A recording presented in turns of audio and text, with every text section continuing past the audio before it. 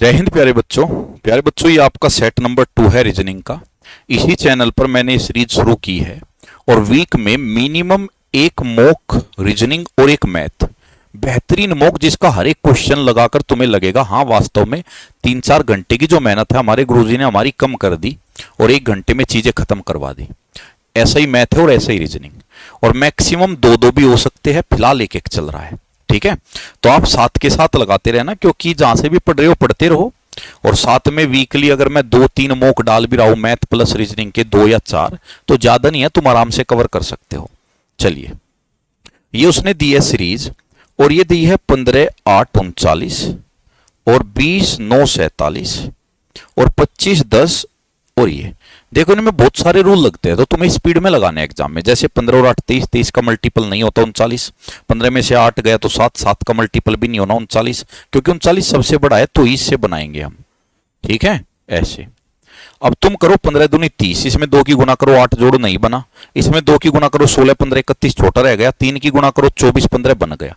तो 8 गुना 3 plus 15, base same 9 गुना 3 plus 20 और same 10 गुना 3 plus 25। तो आंसर आया 55। देखो भाई, वो कहता है दो पतों की इनकी तुलना करो और बताओ। ऑप्शन दिए, फिर देखो इसमें मिस्टर और ये मिस्ट्रेस अलग अलग हो गए, फ्लैट नंबर सेम है, टावर भी सेम है, ये एड्रेस गलत हो गया, एड्रेस अलग अलग हो गया। वो कहता है ना, क्या ये एक ही है? नहीं, शहर के कोड मेल नहीं खाते। कोड तो मेल खाते हैं, हाँ, सभी विवरण मेल खाते हैं। कहां खाते हैं? नहीं, फ्लैट नंबर अलग है, फ्लैट नंबर तो सेम है। नहीं, नाम के शीर्षक अलग है, हाँ। नेक्स्ट सीजीएल में आया है, वो कहता है प्रोवाइड शब्द के पहले, दूसरे, तीसरे, छठे, पहला, दूसरा, तीसरा, छठा, इनको उठाओ और इनसे एक मीनिंगफुल वर्ड बनाओ। मीनिंगफुल वर्ड बनाना है इन चारों लेटर से, कितने बनाए जा सकते हैं? देखो, पहला सबने बना लिया होगा, ड्रॉप। ठीक है, अब दूसरा जो होता है, दूसरा होता है प्रोड। अब प्रोड माने क्या होता है? ये होता है उकसाना। तो अगर आपकी वोकैब अच्छी है तभी बता पाओगे, नहीं तो नहीं। ये तो सबने ढूंढ लिया होगा, इसमें दिक्कत आई होगी। तो मेरे हिसाब से तो आंसर 2 ही होगा। एग्जाम में जो आंसर दिया था वो दिया था 3, क्योंकि उसने एक और दिया था डोर्प। ये डोर्प, भाई डोर्प जो है ये कोई सार्थक शब्द इंडिया में तो ऐसा डिक्शनरी या इंडिया में तो यूज नहीं होता। ये अफ्रीकन मूल का है, अफ्रीकन मूल का, यानी एक छोटे से गांव या छोटे से कस्बे, इस तरह से यूज होता है डोर्प। तो मेरे हिसाब से तो नहीं 2 ही होना चाहिए था, लेकिन भाई 3 दिया है तो क्या करे, यही देना पड़ेगा जब 3 दिया है।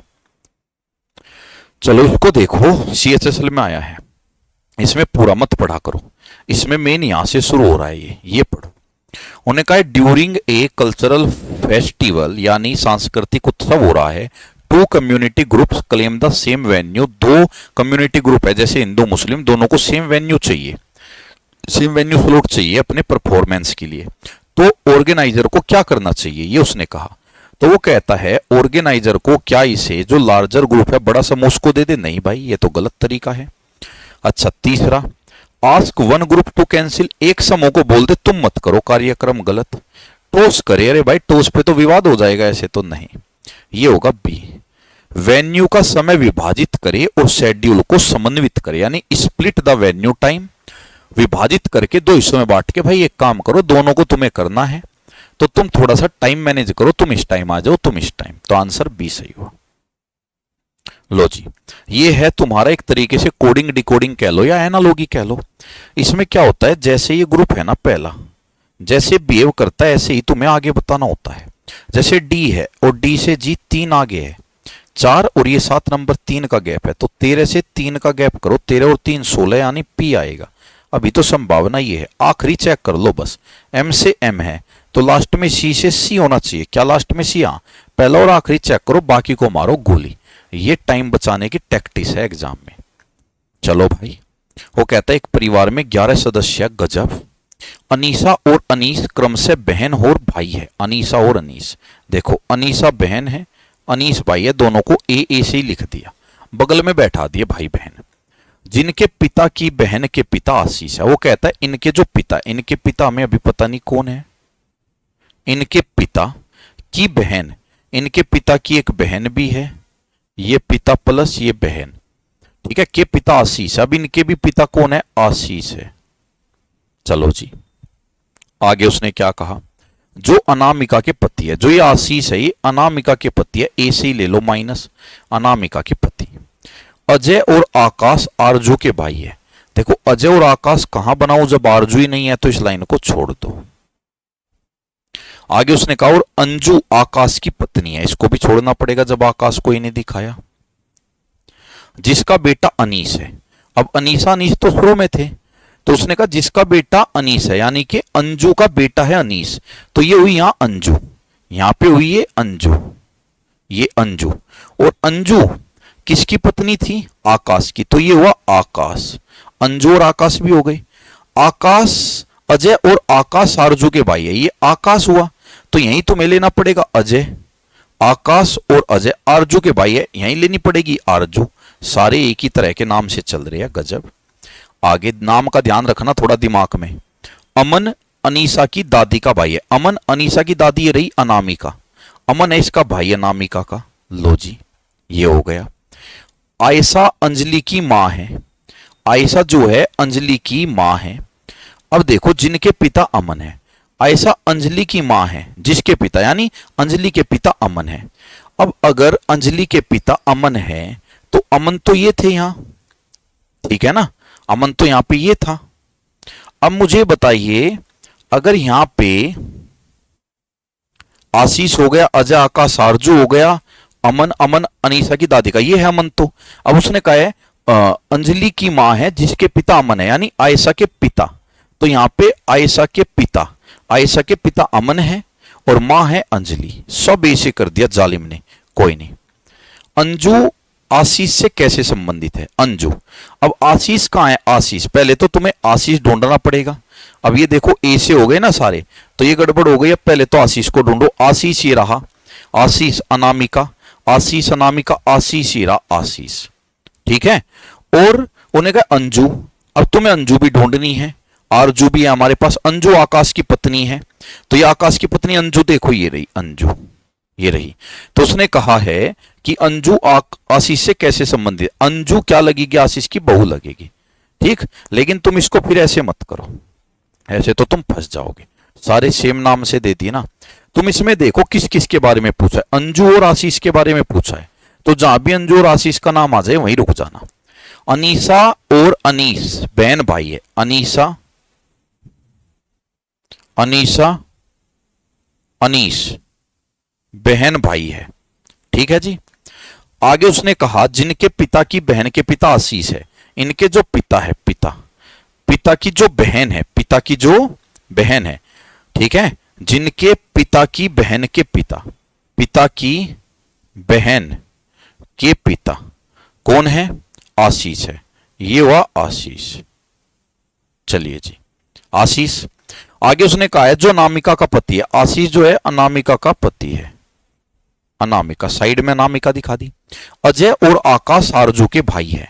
अजय और आकाश आरजू के भाई है, इसके बारे में अभी नहीं पता, छोड़ दो। और अंजू आकाश की पत्नी है, इसको भी छोड़ दो। जिसका बेटा अनीस है, अनीस तो ये रहा, तो किसका बेटा है अनीस?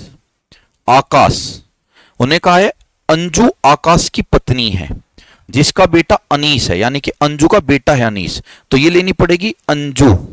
यहां लिख देता हूं अंजू, सॉरी,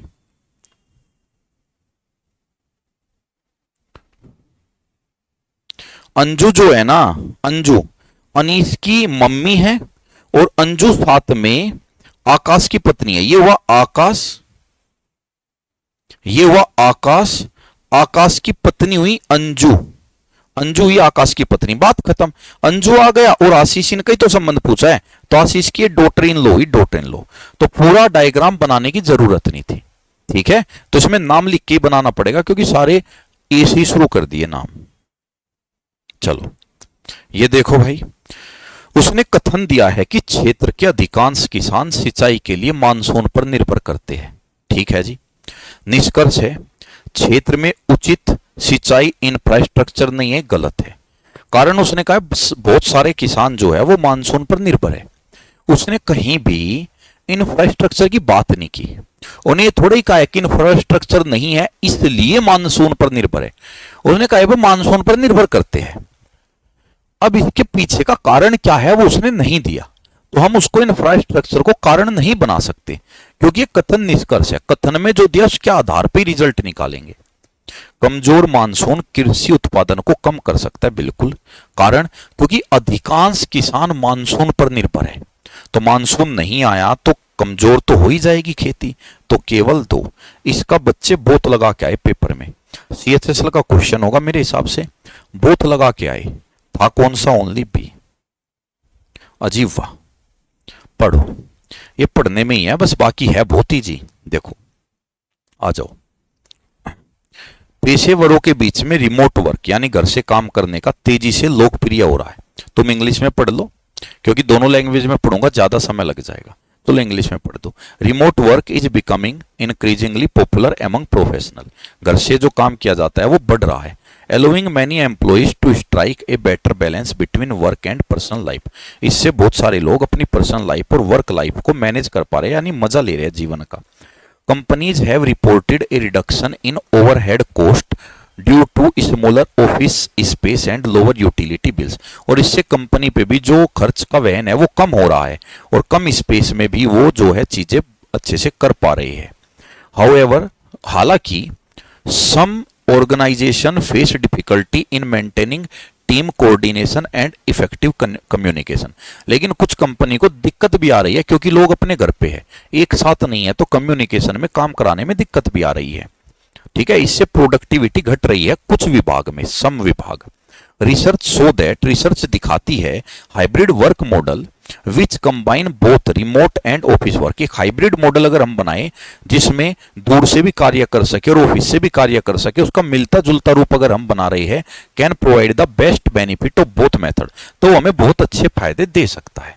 ठीक है, पहला, remote work always brings a decrease in productivity in organisation.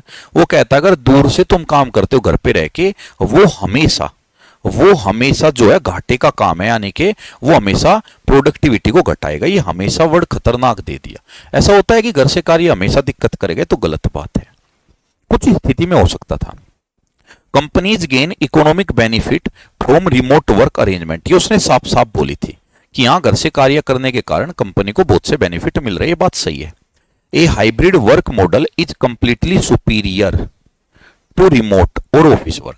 वो कहता है जो हाइब्रिड है वो देखो बेस्ट है, हाइब्रिड बेस्ट है, यानी रिमोट वर्क और ऑफिस वर्क में बेस्ट है। लेकिन सुपीरियर का मतलब तो है, उसको सुपीरियर मान लिया कि वो हमेशा कि जो ये है ना कंप्लीटली सुपीरियर, वो हमेशा सुपीरियर है, इनसे गलत है। ये शब्द खतरनाक देती है। तो तुम्हें जो ये कीवर्ड है ना, इन पे ध्यान रखना है। अगर वो कोई भी एक्सट्रीम कीवर्ड देता है, यानी कि जहां थोड़ा सा घमंड दिखता हो तुम्हें, घमंड, जैसे ये काम केवल मैं कर सकता हूं, केवल मैं कर सकते, घमंड वाली बात है। ठीक है, और बात आ गई ये काम मैं अच्छे तरीके से कर सकता हूं, तो ये काम मैं अच्छे तरीके से कर सकता हूं, वो बात मानी जाएगी। केवल मैं कर सकता हूं वो नहीं। तो उसने कहा है कि कंप्लीटली सुपीरियर है, भाई कंप्लीटली सुपीरियर उसने गलत कह दिया। तो कौन सा है? ओनली 2। ठीक है, तो ये होते आसान है, दिखते मुश्किल है। ओनली 2, केवल 2। चलिए, 3 पुरुष और 2 महिला को एक पंक्ति में बैठाया है, तो कितने बैठने की व्यवस्था संभव कि कोई भी महिला किसी अन्य महिला के बगल में ना बैठे। देखो, महिला बगल में नहीं बैठानी, तुम एक काम करो, पहले 3 पुरुषों को बैठा दो, 1 2 3, यहां भी बैठा दो मेल मेल मेल। अब ये 3 मेल है और ये भी क्या हो जाएंगे? फैक्टोरियल 3 हो जाएंगे। यानी इनको बैठाने के कितने तरीके हैं? 6 तरीके हैं। यानी यहां पहला आदमी आ जाए, यहां दूसरा, यहां तीसरा, या फिर यहां दूसरा, यहां पहला, यहां तीसरा, या यहां तीसरा, यहां दूसरा, यहां पहला, ऐसे करके 6 तरीके। अब फीमेल कहां कहां बैठाई जा सकती है? यहां यहां यहां यहां, इन 4 स्थान पे, जिससे कि 2 महिला एक साथ ना बैठे। तो फीमेल इनके अगल बगल में ऐसे बैठाई जा सकती है। लेकिन फीमेल तो 2 ही है, फीमेल तो 2 ही है, तो मेल बैठाने के तरीके तो ये हुए। अब फीमेल तो 2 ही बैठानी है, तुम्हें स्थान कितने हैं? 4, तो 4 स्थान है और उनमें से सिर्फ 2 पे बैठानी है, तो परमुटेशन लगेगा 4p2। 4 में से सिर्फ 2 स्थान पे, 4 में से 2। अब इसका मतलब क्या होता है? इसका मतलब होता है जो ये नंबर है ना, इतनी बार ही खोल दो इसको, 4, ये है नीचे 2, तो इसको 2 बार खोल दो, 4 गुना 3, ये इसका मतलब होता है। ठीक है, या इसको तुम ये भी कह सकते हो, होता है फैक्टोरियल 4 फैक्टोरियल 2, और ये हो जाएगा 4 गुना 3 फैक्टोरियल 2 बचा, और नीचे भी फैक्टोरियल 2 कट गया, या सीधा कह लो 2 बार खोलना होता है 12। तो टोटल तरीके कितने हुए? तो टोटल जो तरीके हुए वे हुए 6 गुना 12। ठीक है भाई, 12 तरीके से तो मैं यहां बैठा सकता हूं इनको, और 6 तरीके से पुरुषों को। अब इनको जब कंबाइंड करूंगा एक साथ तो 12 6 के 72, तो टोटल 72 तरीके। ये वैसे तो देखो परमुटेशन कॉम्बिनेशन मैथ का क्वेश्चन है, लेकिन ये उसमें आ गए अब की बार, किसमें? स्टेनोग्राफर में, तो मैंने उठा लिया। देखो गजब, हर एक क्वेश्चन बेहतरीन लिया है भाई। अगर तुम इसको करोगे 3 घंटे भी तुम पढ़ोगे तब भी आपको इतना फायदा नहीं मिलेगा जितना इस क्लास से। एक व्यक्ति अपने घर की ओर पश्चिम दिशा में चलना शुरू करता है, चला दो, पश्चिम दिशा में चला इधर, ठीक है, 13 किलोमीटर चला। चलने के बाद वह बिंदु वाई पर पहुंचा, ये हुआ बिंदु वाई। वाई से वो दाएं मुड़ा, दाएं यानी क्लॉकवाइज, क्लॉकवाइज क्लॉकवाइज यानी ऊपर की तरफ, और ये चला कितना? 7। बिंदु सी पर पहुंच गया, बिंदु सी से वो फिर बाएं मुड़ा यानी एंटी क्लॉकवाइज, ये चला 9। टी पर पहुंचा, बिंदु टी से वह बाएं और मुड़ा, बाएं यानी एंटी क्लॉक, एंटी क्लॉक यानी नीचे, 4। ठीक है, अपने घर पहुंचा, उसके घर और बिंदु वाई। अब बिंदु वाई कहां था? देखो बिंदु वाई जब वो चला था 13 किलोमीटर चलने के बाद वो बिंदु वाई पर पहुंचा था, बिंदु वाई ये था, ये। अब उसके घर से बिंदु वाई की दूरी बतानी है, कलर चेंज कर लू मैं, बिंदु वाई, तो बिंदु वाई की न्यूनतम दूरी बतानी है, इसको ये मिला लो, इस लाइन को आगे बढ़ा दो और इसको ऐसे मिला लो। मुझे बताओ ये पूरी लाइन 7 थी, 7 में से टुकड़ा 4, तो ये बची 3, बची 3, और ये पूरी कितनी होगी? ये पूरी होगी 9, तो ये 9 हुई क्योंकि ऊपर वाली देखो, और ये 3 हुई। तो पाइथागोरस थ्योरम लगा दो, पाइथागोरस। तो जब पाइथागोरस थ्योरम लगाओगे तो ये हो जाएगा 9 का स्क्वायर प्लस 3 का स्क्वायर, क्योंकि 9 और ये 3 सामने कर्ण हाइपोटेनियस, तो ये बना 81 और 9 रूट 90, रूट 90, 90 होगा 10 गुना 9, 10 गुना 9, 9 बाहर आएगा 3, 10 अंदर ही रह जाएगा रूट में, तो 3 रूट 10 आएगा आंसर। ठीक है, कौन से दो एड्रेस समान है? राजीव सब में सेम, चौहान सब में सेम, 3/5, ये तो गलत हुआ, ये वाला गलत। अब 3 में ये सेम, लोटस सब में सेम, एनक्लेव सब में सेम, कानपुर सब में सेम, और ये देखो ये वाला ये गलत कोड, ये 2 सेम है, सेकंड और 3, ऐसे ही चेक करना जैसे मैंने किया। आ जाओ, अब इसमें देखो उसने फिर से तुम्हें जो है क्वेश्चन दे दिया एनालिटिकल रीजनिंग का। कहां से पढ़ना है ये भी ध्यान रखना है, यहां तक मत पढ़ा करो, आधार किया जाएगा ये मत पढ़ो, सीधा क्वेश्चन पे आओ। यहां से श्रुति एक सफल ऑनलाइन व्यवसाय चलाती है, बिजनेस चलाती है, उसे एक बड़ी कंपनी का पार्टनरशिप का ऑफर आता है, वो उसके ब्रांड का 60% ऑक्यूपाई करना चाहते हैं, जबकि उसको काफी पैसा इस चीज के लिए मिल रहा है, लेकिन फिर वो निर्णय नहीं ले सकती, डिसीजन नहीं ले सकती, डिसीजन दूसरी कंपनी लेगी जो उसको खरीद रही है। उसका ब्रांड व्यक्तिगत जुड़ाव और ग्राहक विश्वास पर आधारित है, लेकिन उसकी जो कंपनी है वो व्यक्तिगत जुड़ाव यानी लोगों से उसका मिलना और ग्राहक का जो विश्वास है, ट्रस्ट उस पर है। तो सर्वोत्तम कार्यवाही क्या होना चाहिए, यानी क्या करना चाहिए श्रुति को? पहला, वित्तीय लाभ तुरंत स्वीकार कर ले, नहीं ये तो अच्छा नहीं है। दूसरा, स्वतंत्रता बनाए रखने के लिए स्पष्ट रूप से अस्वीकार करे, मना कर दे, ये भी अभी सुटेबल नहीं लग रहा है। छोटे हिस्से और आंशिक नियंत्रण के लिए बातचीत करिए, ठीक है, यानी वो बोले 60% में हिस्सा नहीं दूंगी, कम दूंगी, और नियंत्रण जो है पूरा तुम्हें नहीं दूंगी, उसमें कुछ नियंत्रण तुम्हें मिल जाएगा, ये ज्यादा सही है बिजनेस की सोच से। अपना व्यवसाय बंद कर दे और नया ढूंढने लगे, ये भी गलत है। तो कौन हुआ? तीसरा।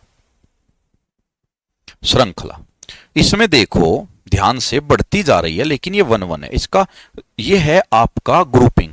ये जो 2 बना ना, ये बना 1 + 1 से, पिछले 1 1 से, पिछले 2 नंबर को जोड़ के 2 बना। अब ये 3 बना 1 और 2 पिछले 2 नंबर से, 5 पिछले 2 नंबर का योग, 8 बना पिछले 2 नंबर का योग, और 13 बना पिछले 2 नंबर का योग। ठीक है, तो ये पिछले 2 नंबर का योग बनेगा 8 और 13 यानी कि 21। इसमें डिफरेंट बताना है तुम्हें, डिफरेंट। देखो आकृति तो अलग अलग है, शेप अलग है, कोई 4 भुज, कोई 5, कोई स्टार, कोई 3 भुज, शेप अलग है। तो शेप से तो होगा नहीं, फिर इनके अंदर जो लेटर, इन पे गौर करो, ए ई आई यू, तो के वाला यहां पे अलग है, ये कॉन्सोनेंट है। ठीक है, रोक रोक के करना आप भाई। फिर से एनालिटिकल आ गया CHSL। आपके स्वयंसेवी समूह में साथी आखिरी समय में हुए बदलावों को व्यक्तिगत तौर पर लेकर पीछे हट रहा है, उन्हें वापस कैसे लाए। यानी कोई आपस में, आप कुछ बिजनेस चला रहे हो, 2-4 लोग, आपने कोई डिसीजन लिया और आपके डिसीजन से कोई व्यक्ति पीछे हट गया, व्यक्तिगत उसको पसंद नहीं आया, वो तुम उसको कैसे वापस लाओगे। पहला, उसे नजरअंदाज करोगे, बोला कोई बात नहीं तेरे बिना भी हो जाएगा। उन पर ज्यादा प्रतिक्रिया करने का आरोप, उन्हें कहोगे यार थोड़ा ज्यादा पार्टिसिपेट कर, यानी मेन मुद्दे को नहीं समझ रहे, उसको बोल रहे पार्टिसिपेट करना ही। चुपचाप उनकी जगह कोई दूसरा आदमी लगा दोगे, नहीं। उनकी जो भावना है ना, फीलिंग्स, उसको समझेंगे और कारण बताएंगे, कारण बताए और भविष्य के निर्णयों में उनकी राय ले। उनको समझो और उनको कहो मैंने भाई क्यों ऐसा किया, कारण बताओ, और आगे तुम्हारी राय ली जाएगी, तो ये बेस्ट है। देखो स्वतंत्रता, स्वायत्तता, यानी कि लिबर्टी, ऑटोनोमी। ऑटोनोमी तुम्हें पता, ऑटोनोमी यानी कि ऑटो सिंगल होता है, जैसे कोई सिंगल आदमी अपना काम कर रहा हो, वन हैंडेडली कोई काम कर लो, उसको लिबर्टी, स्वतंत्रता। तो दोनों एक तरीके से सिनोनिम्स है, लिबर्टी ही है एक तरीके से। तो इक्वलिटी होती है समानता, यानी कि समान व्यवहार करना, समानता का व्यवहार करना, बराबरी का दर्जा देना। तो बराबरी का दर्जा, वैधता, तटस्थता, न्यूट्रलिटी, ये तो जाएगा नहीं बराबरी का।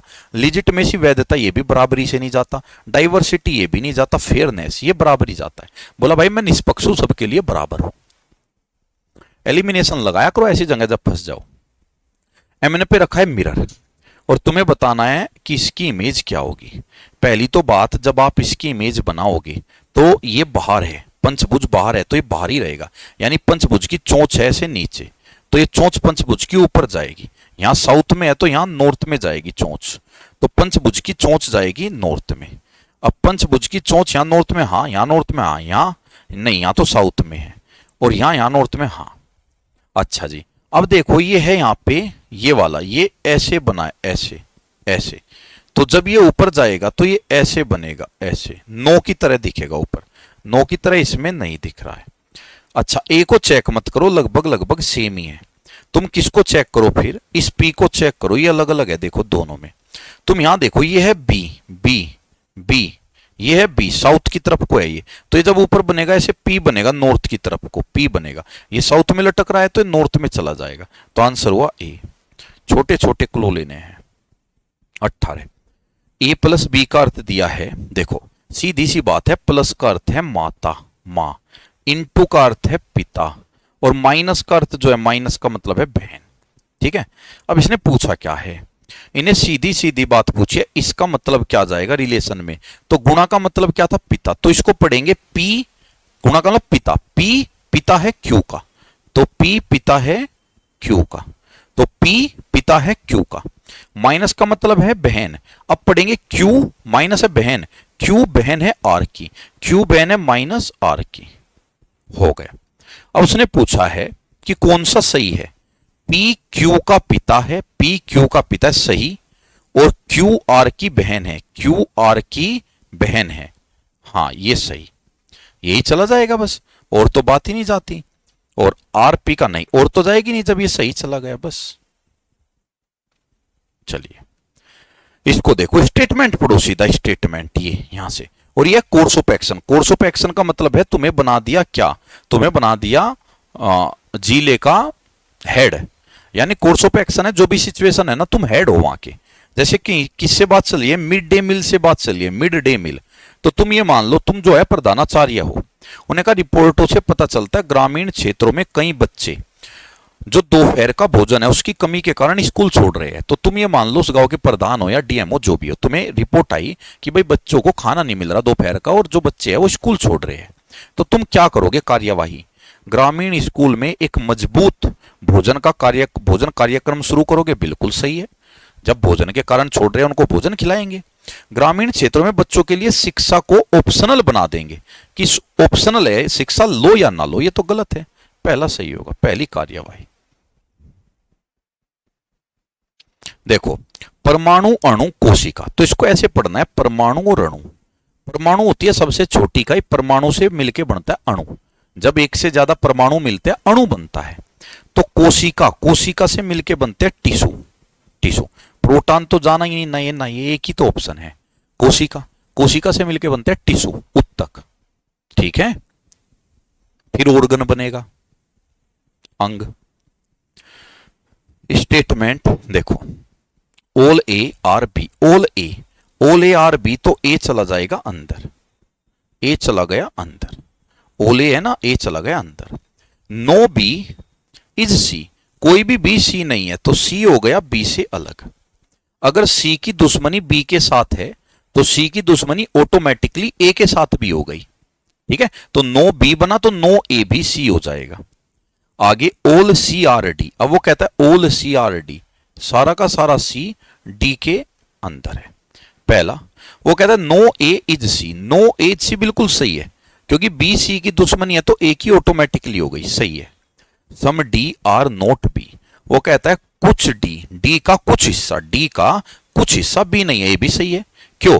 क्योंकि देखो डी का कुछ हिस्सा ये वाला ले लो ना, ये वाला हिस्सा, तो डी का जो ये वाला हिस्सा है ये बी है ही नहीं, क्योंकि डी का जो ये वाला हिस्सा है सी, ये तो बी हो ही नहीं सकता ना, ये तो संभव ही नहीं, बचा हुआ हो सकता है, ये कभी नहीं हो सकता, तो वो सच बोल रहा है, तो दोनों ही सही है।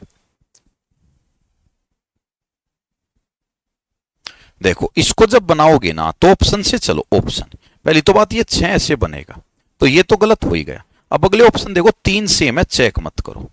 अगर तुम इसको देखो 2 को, 2 बनेगा उल्टा 2, ऐसे उल्टा 2, उल्टा 2 ये है, ये 5 है, ये तो गलत हुआ। अब इसके बाद 5 को चेक मत करो, सेम है। एफ को भी चेक मत करो, सेम है। ए को भी चेक मत करो, सेम है। इसको एच को चेक करो, एच बनेगा ऐसे, ऐसे बनेगा, तो ये भी गलत हुआ, आंसर हुआ बी। लो भाई, ये हो गया धारणा। धारणा वाला है सबसे डिफिकल्ट होता है, सबसे मुश्किल होता है, इसको ध्यान से देखना। ठीक है, देखो इंग्लिश में आप पढ़ लो, मैं हिंदी में बता देता हूं, दोनों में पढ़ने में समय लगता है, मुझे दिक्कत नहीं है, मैं तुम्हें हिंदी के अनुसार समझा देता हूं। ठीक, कथन, दूर के तारों के आसपास रहने योग्य क्षेत्र, यानी जो दूर के तारे हैं, जैसे मंगल ग्रह पे खोज चल, या कहीं भी खोज चल रही है, इसी प्रकार दूर दराज के कुछ स्थान है। ठीक है, तो दूर दराज के जो स्थान है उनके आसपास जो रहने योग्य क्षेत्र है, ठीक है, एक्सो प्लेनेट की खोज ने, यानी एक्स प्लेनेट, प्लेनेट वही हो गया दूर दराज के, जैसे मंगल ग्रह हो गया, प्लेनेट हो गया, उनकी जो खोज हो रही है, उनकी खोज ने अलौकिक जीवन की खोज के लिए, उनकी जो खोज है, उनकी खोज ने अलौकिक जीवन की खोज के लिए रोमांचक संभावनाएं प्रदान कर दी। यानी जो दूर के प्लेनेट वगैरह इन पे जो खोज की जा रही है, इनकी खोज से एक जीवन की, यानी कि जो जीवन की संभावना बढ़ गई। बोला यार अगर पृथ्वी पे कोई दिक्कत आई तो वहां जाके रह सकते हैं, तो जीवन की खोज के लिए एक रोमांचक संभावना पैदा कर दी।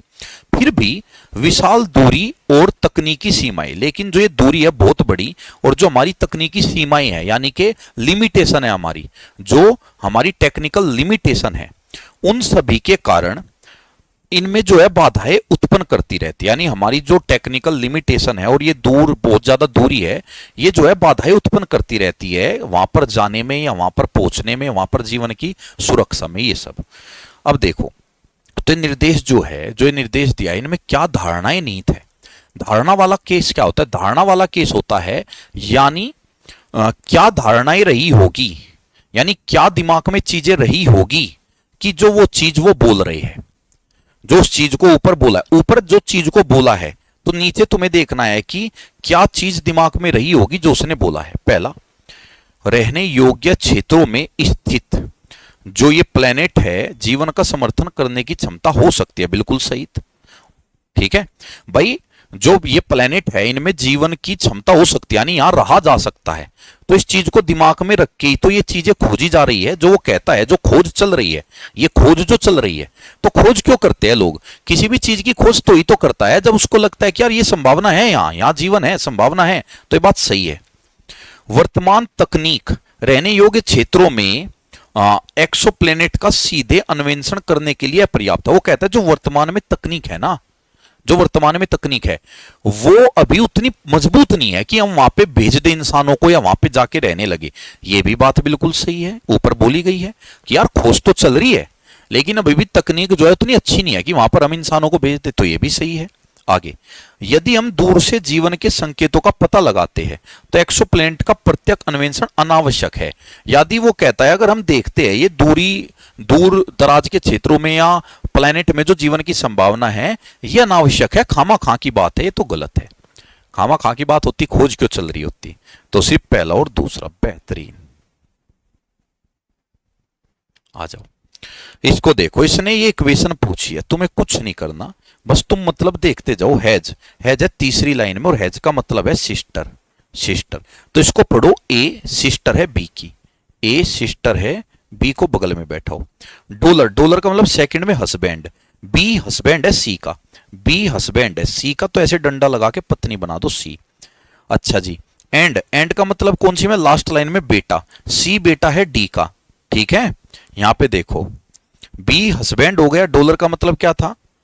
अच्छा, इसमें उल्टा चलना है, उल्टा, ये भी चीज देखना है, इसमें उल्टा चलना है, उल्टा, क्योंकि पी क्यू मीन्स है Q is the mother of P, you Q का संबंध बता रहा है पी से, क्यू का संबंध पी से, क्यू का संबंध पी से, क्यू का संबंध पी से, उल्टा चलना है। तो जब आप इसको सोल्व करोगे ना तो आप उल्टे चलोगे, उल्टे यानी बी का संबंध बताओगे आप। जैसे ये हैज, हैज का मतलब है सिस्टर, तो तुम ये नहीं पढ़ोगे ए सिस्टर है बी की, नहीं, तुम पढ़ोगे बी सिस्टर है ए की, बी सिस्टर है ए की। फिर उल्टा पढ़ोगे ऐसे, डॉलर का मतलब क्या है? हस्बैंड, तो इसको पढ़ोगे सी हस्बैंड है बी का, तो सी हस्बैंड है बी का, तो सी हस्बैंड है बी का। फिर उल्टा पढ़ोगे, एंड का मतलब क्या है? एंड का मतलब है सन, तो डी सन है सी का, डी सन है सी का। देखो डी अगर सी का सन है तो डी इन दोनों का ही सन हुआ, डी इन दोनों का ही सन हुआ। फिर उल्टा पढ़ेंगे, हैज का मतलब है सिस्टर, ई सिस्टर है डी की, तो ई सिस्टर है डी की, ई सिस्टर है डी की, ये हो गया। अब उसने पूछा है बी ई से कैसे संबंधित है, बी, बी क्या लगेगी ई की? तो इन दोनों की मम्मी लगेगी, बी मम्मी यानी मदर। Last question. तो भाई लास्ट क्वेश्चन करने से पहले मैं बता दूं, सारे क्वेश्चन मैंने बेहतरीन डाले हैं, ध्यान से आपको इनको सुनना है, ध्यान से करना है। ज्यादा खोलकर मैं इसलिए भी एक्सप्लेन नहीं कर पाऊंगा, फिर क्लास बहुत लंबी चली जाएगी, आपका इंटरेस्ट खत्म हो जाएगा कि यार 1.5 घंटे की क्लास हो गई। तो थोड़ा सा मैं फास्ट बोलने की भी कोशिश करता हूँ, समझाने की कोशिश करता हूँ। लेकिन अगर उसके बाद भी आपको किसी क्वेश्चन में दिक्कत आ रही है, किसी टाइप में आपको लगता है सर इसको और अच्छा समझाना चाहिए था, तो आप कमेंट बॉक्स में छोड़ देना कि सर ये टाइप का क्वेश्चन थोड़ा अच्छे से एक्सप्लेन कर दिया करो, हमें दिक्कत है। और क्लास के बारे में रिव्यू तो जरूर करो, रिव्यू तो करने ही करने हैं। आ जाओ, चलिए ये देखो, सीधा देखो, यहां तक मत पढ़ो, यहां से पढ़ो। एक भर्ती प्रबंधक को, a hiring manager has to fill a technical role, hiring manager है उसको टेक्निकल रोल की कोई पोस्ट है उसको फिल करना है। All applicants meet the technical criteria, सबके पास टेक्निकल क्राइटेरिया है, but one applicant seems strong in team work and leadership as well, लेकिन एक बंदा उनमें से ऐसा है जो स्ट्रॉन्ग टीम वर्क और लीडरशिप दिखा रहा है। हु शुड बी सिलेक्टेड, तो बताइए किसे चुना जाना चाहिए? पहला, applicant with the highest test, इसको जिसका सबसे ज्यादा स्कोर आया हो उसको चुनो। Applicant with the most degree, जिसके पास सबसे ज्यादा डिग्री है उसको चुनो। Applicant with strong team work and leadership, मजबूत टीम वर्क और नेतृत्व वाला चुनो। Applicant with the longest resume, सबसे लंबा रिज्यूम वाला चुनो। तो बेस्ट कौन है? सी। क्यों? क्योंकि देखो सबसे ज्यादा स्कोर वाला चुनो तो फिर तो डिग्री वाले में भी मजबूती है, उसको भी चुन सकते हैं, ठीक है। तो ये गलत है, तो हम किसको चुनेंगे? देखो उन्हें कहा है, यहां पढ़ो, देखो सभी आवेदक तकनीकी मानदंडों को पूरा करते हैं, जितने भी आवेदक है वो टेक्निकल जो भी उनको चीजें चाहिए थी उसको फुलफिल कर रहे हैं। अगर सभी फुलफिल कर रहे हैं, अब उसमें मैटर नहीं करता किसी का 2% ज्यादा है, किसी का 3% ज्यादा है, मैं तो ऐसे को उठाऊंगा ना कि जो पढ़ा लिखा भी है, डिग्री वगैरह लिया, सारा मतलब फुलफिल कर रहा है, सारे मानदंड को पूरा कर रहा है, और सोने पे सुहागा हो जाएगा अगर उसके अंदर ये कैपेबिलिटी भी है कि वो टीम वर्क और लीडरशिप बहुत अच्छे से कर पा रहा है, तो ये बेस्ट होगा सी, ठीक है। तो ये हो गया आपका कंप्लीट। तो आज का मॉक आपका कंप्लीट हुआ और बहुत ही बेहतरीन और उम्दा क्वेश्चन थे, करोगे तो बहुत मजा आएगा। और सारे क्वेश्चन बेहतरीन डाले, चाहता तो मैं इजी क्वेश्चन डालता और 15 मिनट में, जो आजकल ट्रेंड चल रहा है 15 मिनट में मॉक, तो मैं भी 15 मिनट में करा के निकल लेता, लेकिन मेरा उद्देश्य है तुम्हें अच्छा कंटेंट देकर, अच्छे क्वेश्चन देकर तुम्हारा स्कोर 50 आउट ऑफ 50 पे ले जाओ। जाएगा उसी का जिसका ऑलरेडी 55 के पास होगा, जिसने मैथ रीजनिंग पढ़ी होगी, जिसका 50 में से 35 आ रहा होगा, उसको मैं 50 पे ले जाऊंगा। 35 लाना मुश्किल नहीं होता, सिलेबस पूरा कर लो बात, 35 तो आने लगता है, लेकिन 50 लाने में बहुत ताकत लगती है, ठीक है। वो काम मैं तुम्हारे साथ कर दूंगा अगर तुम जुड़े रहे। जय हिंद, जय भारत।